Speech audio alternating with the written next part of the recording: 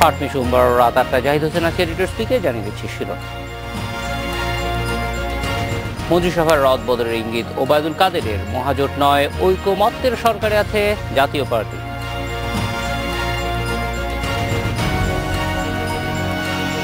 এমপিওভুক্ত প্রতিষ্ঠানে অর্থ বরাদ্দে অনিয়ম, অভিযোগ বাংলাদেশ ব্যাংকের, মানতে নারাজ অধিদপ্তর।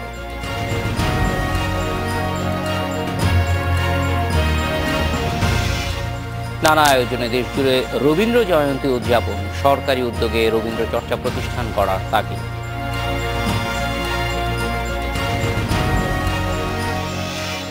মন্ত্রিসভায় রদবদলের ইঙ্গিত দিলেন সড়ক পরিবহন ও যোগাযোগ মন্ত্রী ওবায়দুল কাদের। তিনি আরও জানিয়েছেন, 2014 সালের নির্বাচনের পর থেকে জাতীয় পার্টি মহাজোটে নেই, তবে ঐকমত্যের সরকারে আছে। জাতীয় পার্টির নতুন জোটকে চমক বলেও মনে করেন মন্ত্রী। দুপুরের সচিবালয়ে মন্ত্রিসভা বৈঠক শেষে সাংবাদিকদের এসব কথা বলেন ওবায়দুল কাদের।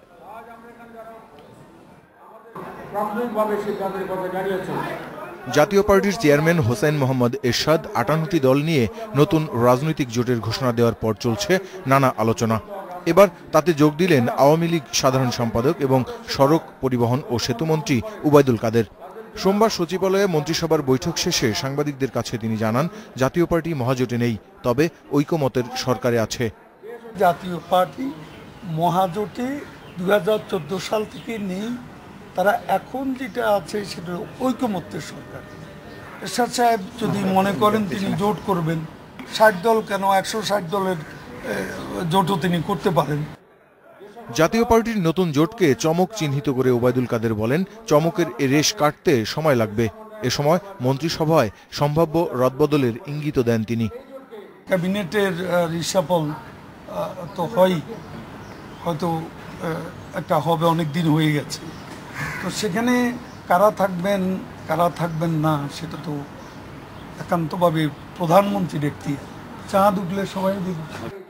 সাংবাদিকদের আরেক প্রশ্নের জবাবে ওবায়দুল কাদের বলেন, জাতীয় পার্টি সরকার থেকে সহসাই যাবে না। নির্বাচনের আগে জোটের রাজনীতিতে অনেক ভাঙাঘোরা হবে। ঐক্য আর আদর্শিক ঐক্য এক না। Mahbub Alam, independent news, Dhaka. মন্ত্রিসভার সম্ভাব্য রদবদল নিয়ে কথা বলতে আমাদের সঙ্গে আছেন সহকর্মী নাফিজা দৌলা। নাফিজা, মন্ত্রিসভার রদবদল নিয়ে আলোচনা হঠাৎ করেই এসেছে, কোন সূত্র থেকে, কি কারণে, এটার ব্যাকগ্রাউন্ড কি মনে হয়?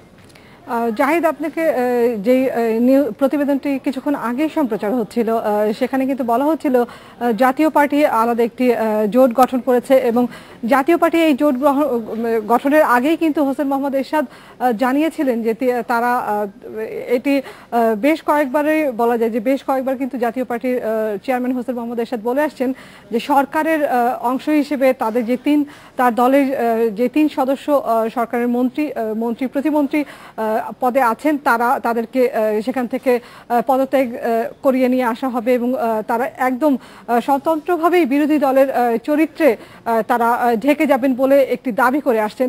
তো মূলত সেই পরিপ্রেক্ষিত থেকেই কিন্তু আওয়ামী লীগ সরকার এবং ক্ষমতাসীন দলটি চিন্তাভাবনা করছে মন্ত্রিসভার রদবদলের বিষয়টি। এবং আপনি জানেন, যেটি বলছিলাম, যে মন্ত্রিপরিষদের 3টি পদে 3টি মন্ত্রণালয়ের দায়িত্বে কিন্তু এই জাতীয় পার্টির 3 সদস্য আছেন। তার মধ্যে পানি সম্পদ মন্ত্রী আছেন আনিসুল ইসলাম মাহমুদ, তারপরে মুজিবুল হক চুন্নু আছেন, শ্রম প্রতিমন্ত্রী সমবায় প্রতিমন্ত্রী আছেন রাঙা। তো এই 3 জন জাতীয় পার্টি থেকে যদি সরে যায় এরশাদের ঘোষণা অনুযায়ী, সেই ক্ষেত্রে শূন্যস্থান পূরণ করার জন্য আওয়ামী লীগ সরকার এই চিন্তা ভাবনাটি করছে এবং সেই সূত্র থেকেই কিন্তু আজকের এই আভাসটা দেওয়া হয়েছে আওয়ামী লীগের দলের মুখপাত্র এবং সেতুমন্ত্রী ওবায়দুল কাদের। এবং আমরা সেই সময় কিন্তু তাৎক্ষণিকভাবে আওয়ামী লীগ এবং সরকারের নীতি নির্ধারক পর্যায়ে আমরা কয়েকজনের সাথে আলোচনা করি এবং আলোচনার ভিত্তিতেই আমরা জানতে পারি যে ঠিক এই সূত্র ধরেই আওয়ামী লীগ সরকার এখন মন্ত্রিসভার রদবদলের চিন্তা ভাবনা করছে। আর কিন্তু এছাড়াও আরো কিছু আমরা রাজনীতিতে নানান ধরনের বিষয় দেখতে পাচ্ছি, যে জাতীয় পার্টি একটা বড় জোট করেছে, তারা সরকার থেকে যদি বের হয়ে যায় সেটা একটা দিক। আবার যদি আজকে দেখেন প্রধানমন্ত্রী সংসদ সদস্যদের সঙ্গে যে বৈঠক করেছেন, যদিও সেটা রুদ্ধতার বৈঠক, কোনো সংবাদ মাধ্যমে সেই বৈঠকের যেই সংবাদ এসেছে আমরা দেখছি বা অন্য সহকর্মীরাও যেটা বলছেন যে তারা যোগাযোগ করে জানতে পেরেছেন যে সেখানেও কিন্তু সংসদ সদস্যরা তারা ঠিকমতো কাজ করছে কিনা, ভবিষ্যতে তাদেরকে মনোনয়ন দেয়া হবে কিনা সে বিষয়ে প্রধানমন্ত্রী খুব শক্ত অবস্থানে গিয়েছেন। ফলে সব মিলিয়ে দলের মধ্যে যারা হাই পারফরমেন্সে আছে অর্থাৎ এমপি এবং মন্ত্রী তাদেরকে এক ধরনের ইভ্যালুয়েশনের মধ্যে দিয়ে যেতে হচ্ছে কিনা। না, যে বিষয়টি আমি বলছিলাম যে 2018 বা 2019 সালের শেষ প্রথম নাগাদ কিন্তু একাদশ জাতীয় সংসদ নির্বাচন অনুষ্ঠিত হবে এবং নির্বাচনের আগে আমরা যদি একটু ইতিহাস ঘাঁটি বা পিছনের দিকে তাকাই তো নির্বাচনের ঠিক আগ মুহূর্তে কিন্তু দলের যেই পরীক্ষিত দলের নেতারা আছেন, যারা সিনিয়র নেতারা আছেন, যারা পার্টির জন্য বা দলের জন্য অনেক কিছু করেছেন, তাদের মূল্যায়ন করার ক্ষেত্রেই মূলত এই রদবদলের বিষয়টি আওয়ামী লীগের সভাপতি এবং প্রধানমন্ত্রী শেখ হাসিনা চিন্তা ভাবনা করছেন যে তার সরকারের মধ্যে এই রদবদল এনে দলের যে নেতারা আছেন, পরীক্ষিত নেতারা আছেন, যারা অনেকদিন ধরে দলের জন্য কাজ করছেন, তাদের মূল্যায়ন করা হবে। এবং আপনি যেটি বলছেন যে কোনো পারফরমেন্সের ভিত্তিতে মন্ত্রী পরিষদের সদস্যদের পারফরমেন্সের ভিত্তিতে আপাতত এই ধরনের চিন্তা ভাবনা কিন্তু আওয়ামী লীগ সরকার করছে না। তারা মূলত জাতীয় পার্টির যে শূন্যস্থানটি যদি তৈরি হয়, কারণ যেটি বলছিলাম যে এরশাদ কিন্তু এর আগে বহুবার তিনি ঘোষণা দিয়েছেন যে তার সদস্যরা মন্ত্রী সভা থেকে সরে আসবেন, কিন্তু সেটির বাস্তবায়ন আমরা দেখিনি। আমরা কয়েকজন যেই 3 মন্ত্রী প্রতিমন্ত্রী আছে তাদের সাথেও আলোচনা করার পরে কিন্তু তারা বলেছেন যে সেই ধরনের সিদ্ধান্ত আপাতত দলের মধ্যে তাদের কাছে সেই নির্দেশনাও আসেনি। তো মূলত এরশাদের এই ঘোষণা এবং আওয়ামী লীগ তার দলের নেতাদের মূল্যায়নের বিষয়গুলোর চিন্তা ভাবনা করেই এই মন্ত্রী পরিষদের রদবদল এবং যাতে আগামী জাতীয় সংসদ নির্বাচনে দলের নেতারা আরো উজ্জীবিত হয়ে কাজ করে এবং নির্বাচনের জন্য প্রস্তুতি নেয়, সেই বিষয়গুলো মাথায় রেখেই কিন্তু আওয়ামী লীগ সরকার এই মন্ত্রী পরিষদের রদবদলের বিষয়টি চিন্তা ভাবনা করছে। নাফিসা, এই ক্ষেত্রে জাতীয় পার্টির বর্তমান যে একটা জোট গঠন এবং আলাদাভাবে নির্বাচন করার ঘোষণা, সেইগুলি মন্ত্রিসভা না, এমনিতে আওয়ামী লীগ এই বিষয়গুলি কিভাবে দেখছে? এবং বিএনপিও আমরা দেখছি সারা দেশে তাদের তৃণমূল পর্যায়ে সভা করছে। জাহিদ, যদি আমি আপনাকে এটা জানিয়ে রাখি যে এখন যেই রাজনীতির মাঠে যা কিছুই হবে সেটা কিন্তু আসন্ন জাতীয় সংসদ নির্বাচনকে মাথায় রেখেই হবে। আসন্ন জাতীয় সংসদ নির্বাচনে যদি বিএনপি অংশগ্রহণ না করে, সেই ক্ষেত্রে বিরোধী দলের ভূমিকায় কে আসবেন একাদশ সংসদে, সেই বিষয়গুলো মাথায় রেখে কিন্তু মূলত জাতীয় পার্টি শক্তিশালী বিরোধী দল হিসেবে তাদের নিজেদের আত্মপ্রকাশ ঘটাতে তারা একটি জোট করছেন। এবং এই জোটে আপনি যদি দেখেন যে 58টি দল আছে, তার মধ্যে 2টি মাত্র নিবন্ধিত দল, আর বাকিগুলো ইসলামী মূল্যধারার কিছু দল যাদের নাম সর্বস্বই আছে বলে আমরা জানি। তো এই জোটটাকে আওয়ামী লীগ সেইভাবে গুরুত্ব দিচ্ছে না। তো বিএনপিও, আপনি যেটা বলছিলেন যে বিএনপিও কিন্তু সেইভাবে গুরুত্ব দিচ্ছে না। তবে নির্বাচনের আগে আমরা যতটুকু জানি যে এরশাদের পক্ষ থেকে একটি ঘোষণা এসেছে, নির্বাচনের আগে এই জোটে আরো কিছু নিবন্ধিত রাজনৈতিক দল অংশগ্রহণ করবেন এবং তাদের যে টার্গেটটা আছে সেটা হলো বিএনপির 20 দল ভেঙে সেখান থেকে যে দলগুলো বা জোটগুলো শক্তিশালী আছে সেগুলো এরশাদ তার জোটের মধ্যে অন্তর্ভুক্ত করবেন। তো এই পুরো বিষয়টাই কিন্তু ভোটের রাজনীতির দিকে এগোচ্ছে এবং যার জোটের পাল্লা ভারী হবে আপনি জানেন, তাকে নিয়ে হয়তো বা আগামী সংসদ নির্বাচনে যারা জয়ী হবে সরকার গঠনের ক্ষেত্রে তারা হয়তো বা তাদের কাছে টানবেন বা তারা হয়তো বা বিরোধী দলের অংশ হিসেবে সংসদে তাদের ভূমিকা পালন করবে। নাফিসা, দলের সাধারণ সম্পাদক ওবায়দুল কাদের, ফলে এই তার কথার সূত্র ধরে দলের মধ্যে নতুন করে মন্ত্রিসভায় যাওয়া বা স্থান পাওয়ার জন্য নতুন কোনো তৎপরতা ইতিমধ্যে শুরু হয়েছে কিনা? জাহিদ, আমরা যতটুকু জানি যে কিছু সিনিয়র নেতা আছেন যারা অনেকদিন ধরে দলে কাজ করছেন এবং তাদের মূল্যায়ন করার জন্যই কিন্তু আওয়ামী লীগ সভাপতি এবং প্রধানমন্ত্রী শেখ হাসিনা এই ধরনের একটা চিন্তা ভাবনা করছেন এবং সেই বিষয়টা কিন্তু এখনো দলীয় ফোরামে আলোচনা হয়নি বলেই আমাদের জানিয়েছেন দলের বিভিন্ন নেতারা। এবং সরকারি নীতি নির্ধারণী পর্যায়ে আমরা যখন আলোচনা করেছেন তারা কিন্তু আমাদের সেই বিষয়টিই জানিয়েছেন যে এই মুহূর্তে আপাতত নতুন মন্ত্রিসভা থেকে কাউকে বাদ দিয়ে বা বা কাউকে সংযোজিত করার থেকে তারা চেষ্টা করবেন যেই মন্ত্রণালয়গুলো খালি আছে তাতে আওয়ামী লীগের যেই সিনিয়র নেতারা আছেন তাদের অন্তর্ভুক্ত করার বিষয়টি, কারণ সবকিছু হিসেব নিকাশই কিন্তু হচ্ছে আসন্ন জাতীয় সংসদ নির্বাচনকে সামনে রেখে এবং ভোটের নির্বাচনকে সামনে রেখে। নাফিসাতুল্লাহ, অনেক ধন্যবাদ আমাদের সঙ্গে যোগ দেওয়ার জন্য। স্পিকে নিচ্ছে একটা বিরতি।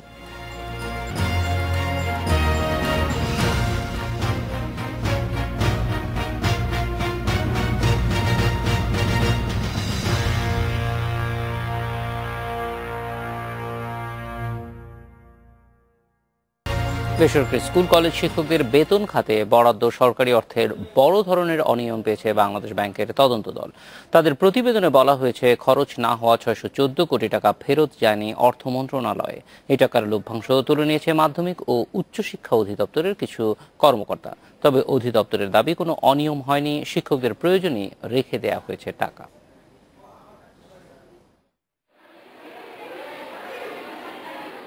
দেশের ৫ লাখ বেসরকারি স্কুল কলেজ মাদ্রাসা শিক্ষক সরকারের এমপিও সুবিধা পান। এসব শিক্ষকের বেতন ভাতা পরিশোধে মাধ্যমিক ও উচ্চশিক্ষা অধিদপ্তরে প্রতি মাসে অর্থ ছাড় করে অর্থ মন্ত্রণালয়। রাষ্ট্রায়ত্ত 4টি ব্যাংকের মাধ্যমে এই অর্থ দেয়া হয়। তবে সম্প্রতি বাংলাদেশ ব্যাংকের তদন্তে এই বরাদ্দের অর্থ ব্যবহারে বড় অনিয়ম ধরা পড়েছে। মাওসির কর্মকর্তারা জানান, বিভিন্ন জটিলতায় অনেক শিক্ষক প্রতি মাসে বেতন তুলতে পারেন না, সেই অর্থ ব্যাংকে থেকে যায়। এভাবে কয়েক বছরে রাষ্ট্রায়ত্ত ব্যাংকে জমা হয়েছে প্রায় ৬১৪ কোটি টাকা। এই টাকার হিসাব গত ৩ বছরে জানানো হয়নি অর্থ মন্ত্রণালয়কে। বাংলাদেশ ব্যাংকের অনুসন্ধানে দেখা গেছে, বেতন খাতে খরচ না হওয়া টাকা অর্থ বছর শেষে অর্থ মন্ত্রণালয়ে ফেরত দেওয়ার নিয়ম থাকলেও তা মানা হয়নি। মাওসি কর্মকর্তাদের একটি অংশ ব্যাংক কর্মকর্তাদের সঙ্গে যোগসাজশে তুলে নিয়েছেন তহবিলের লভ্যাংশ। বাংলাদেশ ব্যাংকের প্রতিবেদন অর্থ মন্ত্রণালয়ে জমা হওয়ার পর ১২ এপ্রিল তা মাধ্যমিক ও উচ্চশিক্ষা অধিদপ্তরেও পাঠানো হয়েছে। তবে অনিয়মের অভিযোগ মানছে না অধিদপ্তর। এটি কোনো ক্রাইম নয়। ক্রাইম হবে তখন যখন এই টাকাটা অপব্যয় করা হয়। এমপিওভুক্ত শিক্ষকদের অভিযোগ, মাসের নির্ধারিত তারিখে বেতনের সরকারি অংশ তুলতে গিয়ে অনেকেই সমস্যায় পড়ছেন। অনেকে আবার দীর্ঘদিন পাচ্ছেন না এমপিও সুবিধা। এটা একটা সংঘবদ্ধ চক্র। দীর্ঘদিন এই টাকাটা ব্যাংকে পড়ে থাকার পরও তারা সেখান থেকে কিন্তু বাগ বটরা পাচ্ছে, এবং এই শিক্ষকের এমপিও টাকা দিয়ে তারা সেখান থেকে বাগ নিবে, ব্যবসা বাণিজ্য করবে, আর শিক্ষক সমাজ না খেয়ে থাকবে। বেতন আটকে রেখে লভ্যাংশ তুলে নেওয়ার অভিযোগের বিষয়ে অর্থ মন্ত্রণালয়কে এখনো ব্যাখ্যা দেয়নি মাওসি। তবে অধিদপ্তরের কর্মকর্তারা বলছেন, শিক্ষকদের বেতন খাতে ব্যাংকে জমা টাকার হিসাব মেলানো হচ্ছে। শিগগিরই জবাব পাঠানো হবে অর্থ মন্ত্রণালয়ে। নূরে আলম, ইন্ডিপেন্ডেন্ট নিউজ, ঢাকা। বেসরকারি স্কুল কলেজের বরাদ্দ সরকারি অর্থে অনিয়ম এ বিষয়ে কথা বলতে আমাদের সঙ্গে আছেন মাধ্যমিক ও উচ্চ শিক্ষা অধিদপ্তরের মহাপরিচালক অধ্যাপক ডক্টর এস.এম. ওয়াহিদুজ্জামান।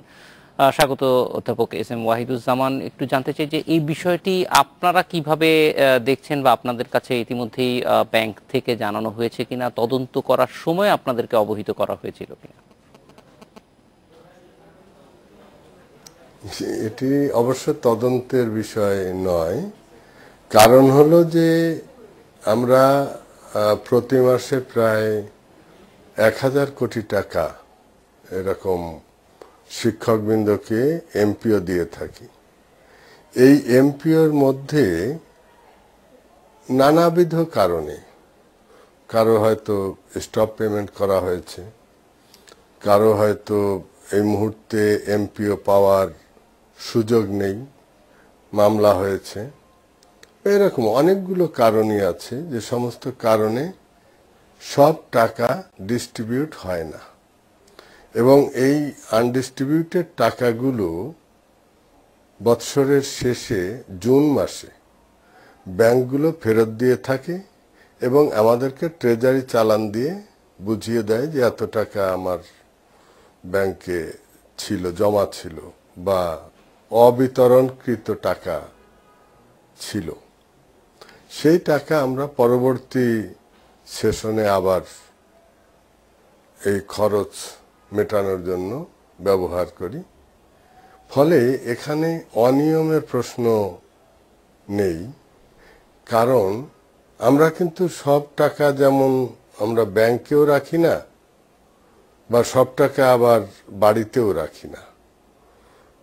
কিছু কিছু জরুরি প্রয়োজন মেটানোর জন্য, যেমন বাড়িতে কিছু টাকা রাখা হয় বা সঙ্গে কিছু টাকা রাখা হয়, এরকমই একটি বিষয় হলো যে এমপিও প্রদান করার পর প্রতি মাসে অনেকগুলো ব্রাঞ্চে কিছু কিছু টাকা অব্যয়িত রয়ে যায়। আমরা এই অব্যয়িত অর্থ অনেক সময় তাৎক্ষণিকভাবেও আবার কার্যকর করতে হয়। যেমন ধরেন, একজন শিক্ষকের এমপিও 3 মাস একটি কারণে হয়তো বন্ধ থাকলো, 3 মাস ওই অ্যাকাউন্টে টাকা পৌঁছাবে, কিন্তু উনি টাকা তুলতে পারবেন না। পরবর্তীতে আবার যখন এটি তোলার অনুমতি পাবেন, তখন আমরা প্রথমে দেখব যে ব্যাংকের নন উইথড্রল আছে কিনা, অর্থাৎ ব্যাংক থেকে এই টাকা উত্তোলন করা হয়নি এই মর্মে প্রত্যয়ন দিতে হয়। প্রত্যয়ন দিলে আমরা তখন তার এরিয়ার বিল হিসাবে বা প্রাপ্য টাকা হিসাবে এই মোট টাকাগুলো তখন তাকে দিয়ে দিই। আরেকটি বিষয় হলো যে এখানে ইন্টারেস্ট বা লভ্যাংশ তুলে নেওয়ার কোনো সুযোগ নেই। ব্যাংকের কাছে, ব্যাংকগুলো তো অনেক, 4টা ব্যাংকে অনেক শাখা এ সমস্ত কাজ করে, ফলে যদি 2-3 মাসের ভিতর টাকাটা ফেরত আনতে চাই, তাহলে ব্যাংক এতটা ঝামেলা পোহাতে পারে না। সে কারণে অবশ্য আমরা ব্যাংকের সাথে কথা বলেছি এবং খুব দ্রুতই ওনারা 3 মাসের ভিতরে এই অব্যয়িত টাকা ফেরত দিতে পারেন কিনা আমরা সেটি একটি আবেদন ওনাদের কাছে রেখেছি। তবে ওনারা যতটা জানিয়েছেন তাতে মনে হচ্ছে 6 মাসের আগে এই টাকা ফেরত দেওয়া বা বাংলাদেশ ব্যাংকে জমা দেওয়া বা ট্রেজারি চালানের মাধ্যমে জমা দেওয়া এটি অনেকটাই অসম্ভব। তবে তারপরেও আমরা আধুনিক ডিজিটাল পদ্ধতিতে, যেহেতু এখন অনলাইন ব্যাংকিং সকল ব্যাংকেই হয়ে গিয়েছে, কয়েকদিন আগে রূপালী ব্যাংকও জানিয়েছেন যে তারা তাদের অনলাইন ব্যাংকিং কার্যক্রম চালু করতে পারছেন। ফলে হয়তো এই প্রবলেমটা খুব তাড়াতাড়ি সমাধান হতে পারে। এমনও হতে পারে যে প্রতি মাসের আনডিস্ট্রিবিউটেড টাকাও রিটার্ন করা যেতে পারে।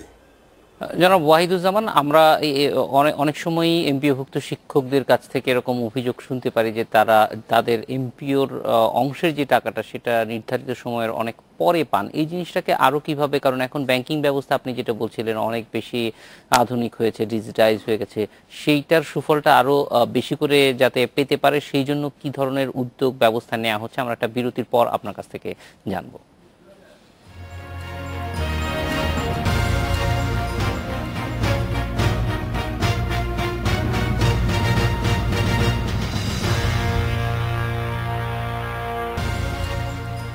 বেসরকারি স্কুল কলেজে বরাদ্দ, সরকারি অর্থে অনিয়ম, এ বিষয়ে কথা বলতে আমাদের সঙ্গে আছেন মাধ্যমিক ও উচ্চ মাধ্যমিক শিক্ষা অধিদপ্তরের মহাপরিচালক অধ্যাপক doctor SM. Wahiduzzaman. Doctor Wahiduzzaman, আমরা যেটি জানতে চাচ্ছিলাম যে এখন ব্যবস্থা অনেক উন্নত হয়েছে, ব্যাংকগুলো প্রায় সারা বাংলাদেশই অটোমেশনে চলে গিয়েছে, ফলে এই টাকা ছাড় করার ক্ষেত্রে আরো দ্রুত যেন ছাড় করা যায় সেই জন্য আপনারা কি ধরনের উদ্যোগ নিচ্ছেন?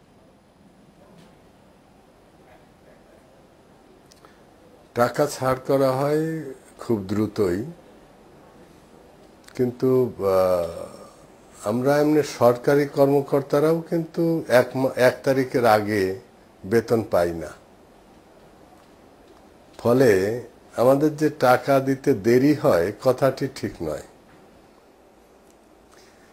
এটা হলো যে আমরা যেমন হয়তো 30 তারিখের ভিতরে সব ব্যাংকের চেকগুলা প্রথমে বাংলাদেশ ব্যাংক থেকে অর্থের অনুমোদন হয়, এই চেক বাংলাদেশ ব্যাংকে জমা দেওয়ার পরদিন আবার অন্যান্য ব্রাঞ্চগুলোকে, ব্যাংকগুলোকে আমরা সেই পরিমাণ চেক দিয়ে দিতে পারি এবং তারা প্রত্যন্ত অঞ্চলে তাদের ব্রাঞ্চে এই টাকা পাঠান।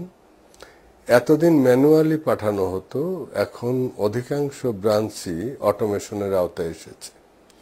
আর এদিকে এমপিও আমরা বর্তমানে অনলাইন এমপিও করছি। এ কারণে দুটো বিষয় খুব দ্রুত গতিতেই সম্পন্ন হচ্ছে। আমরা 3 থেকে 7 তারিখের মধ্যে সাধারণত ব্যাংকের ইনস্ট্রাকশন থাকে যে উনি বেতন পেয়ে যাবেন। তো এ পর্যন্ত এমন কোনো কখনো খুব মানে অনিয়ম হয়নি বা 7 তারিখের উপরে যায়নি। 7 তারিখের ভেতরেই সাধারণত হয় এটি। আগে এক সময় অনেক বিলম্ব হতো। এখন এই অটোমেশনের কারণে আমরা খুব দ্রুত গতিতেই তাদের টাকাগুলো পৌঁছে দিতে পারছি।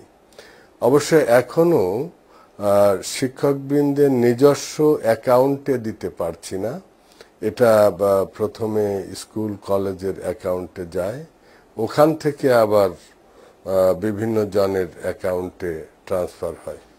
সুতরাং বিষয়টি হলো যে আমরা দ্রুত গতিতে প্রযুক্তির ব্যবহারের মাধ্যমে এটি যত দ্রুত করা সম্ভব সেটা করছি এবং ব্যাংকগুলোকেও নির্দেশ দেওয়া হয়েছে বা অনুরোধ করা হয়েছে যে এটি আরো দ্রুত গতিতে করা যায় কিনা। ব্যাংকগুলো বলছেন, রূপালী ব্যাংক সম্প্রতি সবগুলো তাদের অটোমেশন নাকি হয়েছে, এর আগে অন্যান্য ব্যাংকগুলো হয়েছিল। সে কারণে বলা যায় যে এখন 4টি ব্যাংকই অটোমেশনের আওতায় এসেছে। ডক্টর ওয়াহিদুজ্জামান, আমরা অবশ্যই মনে করি যে এই অটোমেশনের সুফল শিক্ষকরা পাবেন। আমরা 1 মিনিটের একটা বিরতির পর আবার আপনার কাছে ফিরে আসছি, জানতে চাইব যে বাংলাদেশ ব্যাংকের যে ফাইন্ডিংস সেটার ব্যাপারে আপনারা ব্যাংককে কোনো কিছু জানাবেন কিনা বা এই কথাগুলি তাদেরকে জানাবেন কিনা। একটা বিরতির পর ফিরে আসছি।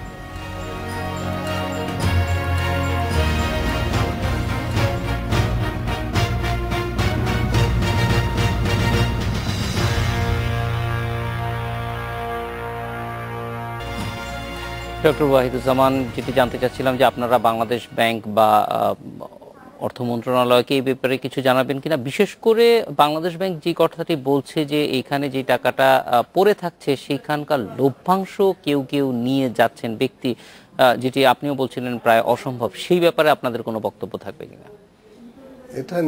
এটা নেওয়ার কোনো সুযোগ নেই, আমার জানা মতে এটা নেওয়ার কোনো সুযোগ নেই। তবে আমরা 4টি ব্যাংকের সঙ্গেই সম্প্রতি কথা বলেছি এবং যত দ্রুত সম্ভব এটির হিসাব আমরা বাংলাদেশ ব্যাংক বা অর্থ মন্ত্রণালয় সবাইকে দিব, আমাদের মন্ত্রণালয়ের মাধ্যমে এটি দিব। এবং বিষয়টি হলো যে অনেক ব্রাঞ্চ বা অনেক প্রত্যন্ত এলাকায় ব্রাঞ্চ, এ সকল কারণে ওনারা বলছেন যে ওনাদের হিসাবগুলো আনতে প্রায় 15 দিন সময় লাগবে। তা আমরা বলেছি এত সময় দেওয়া যাবে না, যত দ্রুত পারেন এটি চেষ্টা করবেন। আমরা এর হিসাব আমাদের কাছে এসে গেলেই আমরা এটি আমাদের মন্ত্রণালয়, অর্থ মন্ত্রণালয় বা বাংলাদেশ ব্যাংককে জানিয়ে দিব। ফলে রিকনসিল করার যে প্রক্রিয়াটা সেটি যদি আরেকটু দ্রুত করা যায় ব্যাংকের পক্ষ থেকেও, ব্যাংকের দিক থেকেও, তাহলে হয়তো এই সংকটটা কাটিয়ে ওঠা সম্ভব হবে মনে করছেন?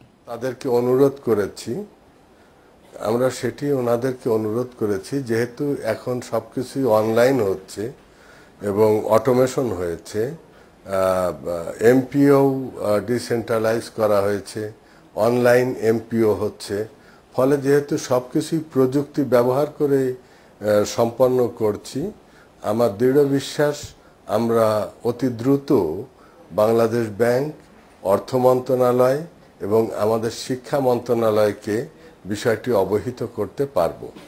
ডক্টর ওয়াহিদুজ্জামান, অনেক ধন্যবাদ আমাদের সঙ্গে যোগ দেওয়ার জন্য। এডিটর স্পিকে নিচ্ছে আরও একটা বিরতি।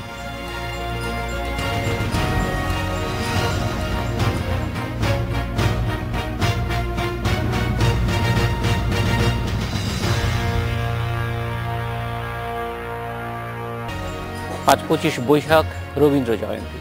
বিশ্বকবির লেখা গান আমাদের জাতীয় সঙ্গীত, অথচ রবি ঠাকুরের জন্মের 150 বছর পেরিয়ে গেলেও সরকারি পৃষ্ঠপোষকতায় গড়ে ওঠেনি কোনো পূর্ণাঙ্গ রবীন্দ্র চর্চা প্রতিষ্ঠান।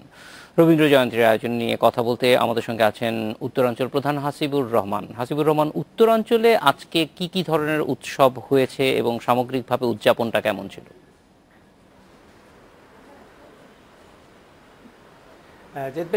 দুইটি জায়গাতে আমার যাওয়ার সুযোগ হয়েছে। আপনি জানেন যে শাহজাদপুরে যে কাছারি বাড়ি, সেখানেও সকাল থেকে অনুষ্ঠান ছিল। পাশাপাশি যেটা প্রতিশর, যেটা নওগাঁর আত্রাইতে, সেখানে মহামান্য রাষ্ট্রপতি আজকে ছিলেন। এই দিনটিকে কেন্দ্র করে দুটি স্থানেই বেশ ভালো আয়োজন ছিল, সাংস্কৃতিক অনুষ্ঠান, আলোচনা সভা, কবিকে নিয়ে বিভিন্ন গবেষকদের প্রবন্ধ, সব মিলিয়ে আজকের অনুষ্ঠানগুলো বিগত দিনের মতোই ছিল, কিন্তু বেশ প্রাণবন্ত বলে আমার মনে হয়েছে। সকালে আমি শাহজাদপুরে যখন গিয়েছি তখনও দেখেছি সেখানে বেশ একটা ভালো আয়োজন। সেখানে মাননীয় প্রধানমন্ত্রী, যিনি রাজনৈতিক উপদেষ্টা এইচ.টি. ইমাম প্রধান অতিথি হিসেবে ছিলেন। এবং আপনি জানেন যে গত 2 বছর আগে মাননীয় প্রধানমন্ত্রী শাহজাদপুরে একটি বিশ্ববিদ্যালয় স্থাপনের যে প্রতিশ্রুতি দিয়েছিলেন, সেটির অগ্রগতি নিয়ে আজকে প্রধান অতিথি বেশ কিছু কথাবার্তা বলেছেন এবং সেখানে বিশ্ববিদ্যালয়ের কাজের অগ্রগতি কতটা হয়েছে সে সম্বন্ধে কথা বলেছেন। এবং আগামী হয়তো 6-7 মাসের মধ্যে বিশ্ববিদ্যালয়ের যে কাজ সেটা বেশ পুরোদমে শুরু হবে, এমনটাই প্রত্যাশার কথা বলেছেন যারা শাহজাদপুরে আছেন তারা। পাশাপাশি আমি মহামান্য রাষ্ট্রপতির অনুষ্ঠানের পরে আমি গিয়েছিলাম প্রতিশরে। সেখানেকার যিনি সংসদ সদস্য ইসরাফিল আলম, তার সঙ্গে কথা বলেছি যে মহামান্য রাষ্ট্রপতি এই রবীন্দ্রনাথকে নিয়ে নতুন কিছু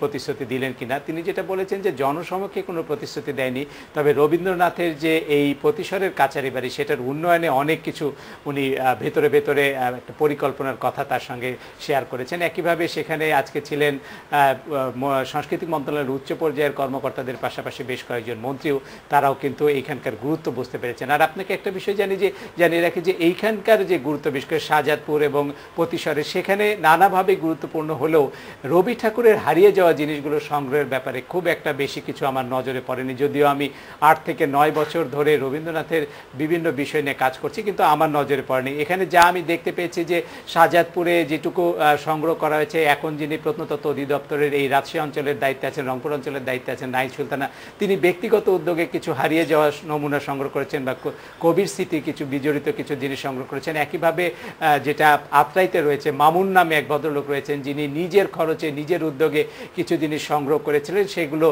তারা প্রতিশর থেকে ইয়েতে দিয়েছেন, প্রত্নতত্ত্ব অধিদপ্তরে দিয়েছেন। আর আমার নিজের একটা সংগ্রহ আমরা দিয়েছি প্রত্নতত্ত্ব অধিদপ্তরে। কিন্তু সব মিলিয়ে আমার কাছে যেটা মনে হয়েছে যে সরকারি উদ্যোগ যদি থাকতো রবি ঠাকুরের হারিয়ে যাওয়া জিনিসগুলো সংগ্রহের ব্যাপারে, তাহলে হয়তো আরও বেশি জিনিস আমরা সংগ্রহ করতে পারতাম। রবির স্মৃতিকে নিয়ে আরও অনেক কিছুই আমরা করতে পারতাম, যেটি এই প্রজন্মের চাওয়া যে অন্তত রবি ঠাকুরকে জানবার জন্য তার স্মৃতি এবং তার কর্মকাণ্ড নিয়ে তাদের সামনে কিছু গবেষণামূলক প্রতিবেদন থাকা দরকার, প্রবন্ধ থাকা দরকার, যেগুলো একেবারেই অনুপস্থিত বলে আমার কাছে মনে হয়েছে। আপনি জানেন যে শাহজাদপুরে একজন গবেষক রয়েছেন যিনি নাসিম মালিথা হিসাবে পরিচিত, প্রফেসর নাসিম মালিথা, তিনিও কিন্তু কবিগুরুকে নিয়ে অনেক ধরনের গবেষণা করেছেন, কিন্তু সবগুলো জায়গায় যেন একটা পয়েন্টে এসে থেমে যাচ্ছে, সেটি হলো যে সরকারের পৃষ্ঠপোষকতার পরিমাণ সম্ভবত তুলনামূলকভাবে অনেক কম, যেরকম এই হওয়া উচিত ছিল এই বিখ্যাত ব্যক্তির জন্য, আগামী প্রজন্মের মানুষের জন্য।